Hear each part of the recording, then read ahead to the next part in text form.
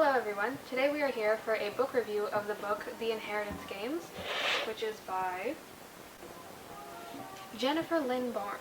I definitely knew that. But yeah, I read this book recently. I thought there was enough there for me to talk about, so therefore that's why I'm making this video. And I know, it came out like a long time ago. I don't really care, and I just got used to all this camera stuff, so I'm gonna do it now. So the general plot of this book is that there's this girl, she lives in a small town, she is struggling financially, and she's, just trying to figure out her plans for college. She's trying to get a scholarship so she can go to a state university and study actuarial science, which is basically statistics and risk analysis, if I read that correctly. And she has a job to make ends meet. She lives with her sister Libby, who has an abusive boyfriend named Drake. That's one of the things about this book. You need a trigger warning for domestic abuse, so just keep that in mind. Yeah, and she gets pulled out of class one day because she finds out that she's actually included in the will for this billionaire who she's never even met before. She doesn't think she's related to him or anything like that, and it turns out she's inherited the majority of his money. The rest of the book is her and the grandsons of the billionaire running around trying to figure out why the billionaire left this random girl all of his money. The billionaire was super reclusive, and he was also kind of like an eccentric genius type. So he kind of left little clues and puzzles around everywhere for everyone. So they have to run around solving these clues and puzzles to kind of figure out why he left Avery all this money. Okay, so I think I'll start out with the good things about this book. And one of the good things about this book is that the first half is really interesting. It keeps you invested. It's a page turner, and it's also a very fast read.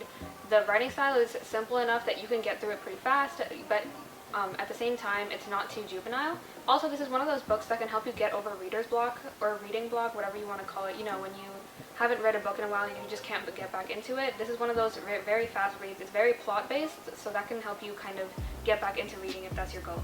Another thing is that this book often gets compared to Knives Out because, there's a billionaire, there's a bunch of eccentric rich people, there's an inheritance, you have to figure out this mystery. So this often gets compared to Knives Out. In my opinion, I think Knives Out is better, because this kind of fell flat in the second half, which I will talk about later.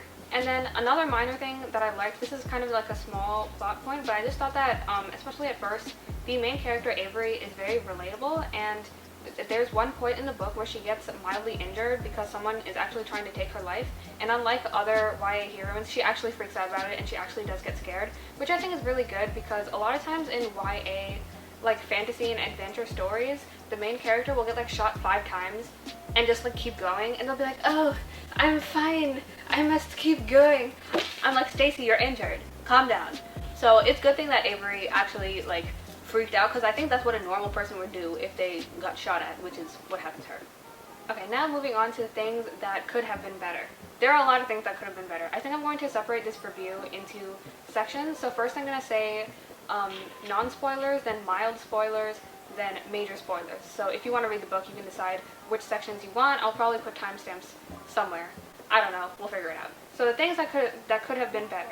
Mainly, if you noticed, when I was talking about the things that were good, I kept saying the first half of the book, and that was something that really did it for me. I just felt like the second half of the book was really not as good as it could have been. It didn't really live up to the first half, and the reason was, in the first half, you kind of get set up, you kind of are going along with Avery on this massive journey, and she's trying to figure out all these questions, right? She's trying to figure out these questions of why was she given all of this money, and there's also these other minor mysteries that they're trying to solve. For example, she keeps hearing mentions of this girl named Emily who was involved with the family a while ago, and she's trying to figure out what happened to Emily because no one will really tell her. She's also trying to figure out what happened to Tobias Hawthorne, who is the son of the billionaire Hawthorne who died. So the reason I'm mentioning all of that is because in the first half of the book, this was all really interesting. You get introduced to all of these mysteries, you get introduced to the clues, and you start to follow the main character on this path. However, in the second half of the book, the clues started to get repetitive. They didn't really change it up. The way that they found the clues was the same, and just the way that they did things just started to kind of follow a formula, they would just rinse and repeat, And also, another thing I thought was that there were too many characters to show depth of character, or just character development for any of them, because they introduce you to such a large cast of characters. Off the bat, you have the grandma, you have the mom and the aunt, then you have the niece, I believe, of the aunt, and then you have 4 grandsons, and then you have the lawyers and the lawyer's child, and then you have the Laughlin family, and you have 2 daughters there, also both parents. That's a lot of people. Jennifer Lynn Barnes did a good job with Avery and also with Maxine and Libby, who are the best friend and sister respectively. But I think that when it comes to the family, I just thought that their characters fell flat. Almost all of them could be described in 3 words. I think that's not necessarily the author's fault, mainly because there's just too many of them. How are you going to characterize so many people and then do it well? Like, she's not a magician. Like, I don't even... Like, another thing about this book is that in the first part of the book, especially before Avery goes and meets the family, you get to see how her brain works, which I thought was really interesting, one of the best parts of the book. Basically, Avery loves statistics, she loves calculating things in her head, and she's very, very good at it. She takes a very analytical, logical approach to things, and we see her use this aspect of her brain before she meets the rich family, in that she actually runs poker games in the parking lot of her high school in order to fund her, her expenses. The fact that she's able to run poker games in the parking lot of her high school and then actually win often enough to get money from it and be able to use that money for her own expenses shows how good at statistics she is. Because I believe in poker, I think you have to like calculate the odds of your winning and then play your games based on that. There's a lot of math, I believe. So I thought that was one of the most interesting things, because now when she comes to the family and she actually has to use her skills in order to solve all these clues and puzzles, and she also has to interact with all of these weird, annoying rich people who keep, thinking that she's like a gold digger or something, and they won't tell her anything or help her in any way. She kind of has to use her skills to navigate the situation.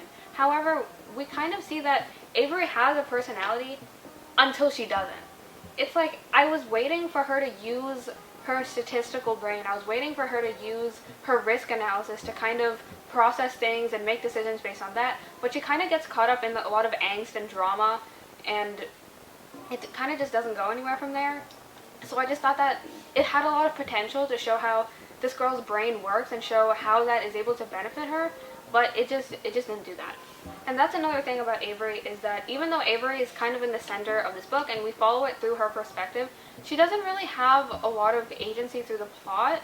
I've seen other reviewers say this as well, but basically you could replace Avery with any other character or any other person and the book would proceed pretty much the same. In fact, you could remove Avery from the plot completely and just have the 4 grandsons running around trying to solve the clues, and that would also be kind of completely the same, in that Avery and her personality don't really affect the plot. She doesn't have a lot of agency. So that was one thing that kind of bothered me, like why specifically was Avery chosen for this? And even at the end of the book, when they kind of answer why she was chosen to receive the money, it doesn't really answer that question. Oh, and then this is another small thing that bothered me. In the 2nd chapter, Avery takes a physics test, and the principal accuses her of cheating because apparently she did too well on the test, because no one does well on that test because it's basically rigged for people to do badly, but she does well on it, so the principal accuses her of cheating on it, and she is scared that she's going to lose her chances at a scholarship at that point, because she doesn't know at that point that she's inherited a lot of money. So she says, okay, I'm going to retake the test right here, right now. And they kind of make a big deal about this in the book, Like the principal's like, oh my god, you're gonna retake the test? And she's like, yeah, I'm smart, also poor. And so they make a big deal out of this. However, the physics test never comes back and we never get the results from it. And I don't know why it does bother me. I just considered it to be a loose end. I know that they just may have showed that scene just to show that Avery's very smart and very resourceful and she works very, very hard. However, I just thought it was a loose end because I was like, what happened to the physics test? Did she do well on the retake? Can she get a scholarship? Like, what is that? Dang, okay. Okay, so now moving on to the mild spoilers section. So one thing that did not do it for me in this book is the romance aspect. There were 2 love interests, and both of them were brothers. Ew. Yeah, it was 2 of the grandsons, specifically Jameson and Grayson, and they ended up being both of them ended up being love interest for Avery. I was not a fan of that. I was not a fan of the dynamic. I don't think it was done very well. Another thing that annoyed me about this book is that both love interests plus a lot of the other family members were constantly degrading the main character, constantly either accusing her of being a gold digger, accusing her of being a con artist, just constantly telling her that they were using her to get their goals. I was waiting for her logical brain to kind of kick in and just ignore all of that, but instead she kind of took it to heart and was like, oh my god, he doesn't like me. Normally I wouldn't care, but he's hot. Like, girl, get it together. Girl, you have millions of dollars. You could literally book a private jet, fly to Italy, Pay a bunch of male models. Get them on your private jet. Come back to the mansion and pay for all of them to live there with you. And you're worried about some crusty boy. Absolutely not. In this economy, no. Another thing, I also think that there was no need for there to be a love triangle because our second love interest, Grayson, we basically don't know anything about him. The only thing we know is that he's smart from like one scene that she has with him, and that he's attractive. That's all that we know. Like, why did we need that second love interest? He has no personality. Absolutely none. Yeah, and then here's my opinion. I think that all of these boys, because of some other stuff that happened in the past, which you find out about later, all of these boys have too much emotional baggage to be focusing on romance at all. I think all of them should have just gone to therapy. And then, a lot of the events of the book wouldn't have needed to happen. They would have had healthy mental spaces. Who would have thought? Okay, I think now that that's done, I think we can move on to the major spoiler section. So be warned, if you don't want any spoilers, maybe skip over this section. So a lot of the angst from this book is surrounding a girl named Emily, and they only refer to her like this in the book. They'll be talking normally, right? And then it'll happen like this. Hey, do you like want any lunch or something? You know who used to eat lunch? Emily. Like, I swear this stuff actually happened. Or Avery would be like, hey, do you want to like solve the clue or something? I want to know why I got millions of the dollars. You know who would have gotten millions of dollars? Emily. Like, okay, why? I don't care that much. And I think the entire plot point with Emily was basically used to create drama. About a year or two before the events with Avery, our main character, Emily Laughlin she actually got involved romantically with both Jameson and Grayson, which mirrors the exact situation of our protagonist Avery. And on one fateful night, she and Jameson actually break up. I think Jameson is like, you have to pick one of us! I can't be a side hoe! And so she goes with Grayson to do some like daredevil activity. I think it's cliff diving or something, and she goes to like the very highest one, and they like dive off, and she survives from the dive, but Emily has a heart condition, so she actually ends up dying from a heart attack because the adrenaline from the cliff jump was too much and she ends up dying. And both Grayson and Jameson blame themselves for this event, and that kind of created a lot of angst. For some reason they never went to therapy and resolved their own issues. Okay, this basically ties into the final reason why Avery was given the money. It ends up being a lot of things, but one of the reasons why is that her presence would kind of help to resolve the boys' angst regarding Emily. And another part of the reason that Avery was invited there is because we finally find out that Tobias Hawthorne, the son of the billionaire, or the grandson's uncle, who was presumed dead, he actually was alive this entire time. And in fact, Avery knew him and was friends with him back in her small town. He actually was the homeless man who she used to play chess with in the park, and she often would use the profits from her poker games in order to buy him breakfast. However, the way that she only finds this out at the very end of the book, and I just think it could have happened a lot sooner, because you're telling me a very rich family had a son either die or go missing or whatever, and they wouldn't have had a single picture of him in the house. Have you met rich people? It's like she only sees a picture of Tobias Hawthorne at the end of the book, when it was very convenient for the plot to have like a big plot twist, and she sees it because the grandma in the house, she has like a picture of him in her locket, and then she shows it to Avery, and Avery's like, oh my god, I know him! So I just thought that was kind of flimsy, and it could have been done a lot sooner, so I didn't know why it had to be at the end. Also, I think having Avery be there in order to bring the other boys together was a very flimsy reason for this entire thing, because the entire book is built on the premise of why did Avery inherit all this money, and then to have the final answer be in order to bring some other people together, and it wasn't really based on her, it kind of just goes along with the fact that Avery and her personality don't really influence the book that much. You can replace her with a stuffed paper doll. You could replace her with a bag of Fritos, and it would be the exact same book. But yeah, overall, I think that this book is good for getting through things like reading block, or if you just want a quick read, or if you just want something fun. If you like stories like Knives Out, which are, you know, kind of based on this intrigue surrounding this like eccentric old rich person. I don't know, it feels like rich people, I guess, do. But yeah, but I think overall, this book had a lot of potential, and it didn't necessarily live up to that potential. However, I heard that a second book may be coming out at some point in 2021. I have curated a list of things that could maybe be fixed in the second book. So number one, Grayson's lack of personality. Like, where is it? Like, I understand that he is very closed off from Avery, which is why we don't get to see much of his personality. But in that case, don't make him a love interest if we don't know anything about him. Literally, this is me. I've been searching for many years. Really? For what? For Grayson's personality. Oh, did you find it? No, it's time to give up. Like, where is the personality? Where is the flavor?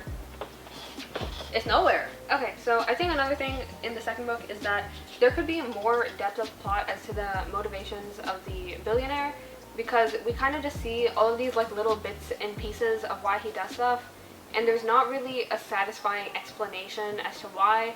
There's not really like a, oh, okay moment. It was just like a, oh, that's it? Another thing, the physics test. Yes, I'm mad. Another thing that I would really like to see is if Avery kind of rebuilds her self-worth slowly and her self-esteem and kind of just rejects these boys, because in my opinion they're not very nice to her. They're always telling her that they're using her, and that's exactly what they do, and she still gets all caught up over them. They keep taking turns like being slightly nice to her and flirting with her, and then completely doing a 180 and then being all angsty and getting angry at her for things that aren't her fault. So I think that that's just not a very healthy dynamic, especially because these boys really need their therapy. So if she would just reject them, that would be nice. She don't need no man.